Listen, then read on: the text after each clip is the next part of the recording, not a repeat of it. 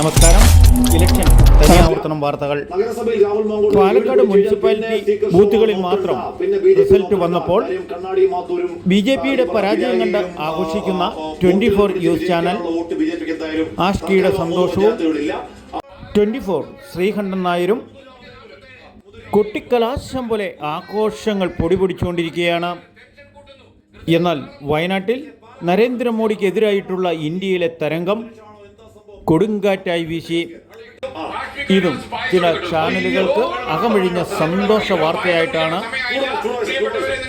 കേരളത്തിൽ പൂരപ്പറമ്പിലെ പൂരങ്ങൾക്ക് ആഘോഷിച്ചുകൊണ്ടിരിക്കുന്നു.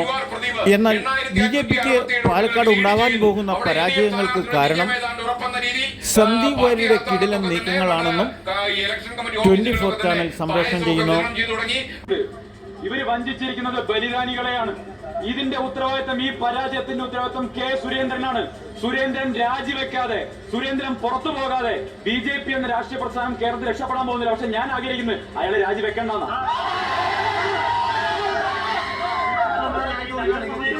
അടുത്ത മുനിസിപ്പൽ തെരഞ്ഞെടുപ്പോടുകൂടി പാലക്കാട്ടെ മുനിസിപ്പാലിറ്റിയുടെ ഭരണം കൂടി അത് നഷ്ടപ്പെടാൻ പോകും.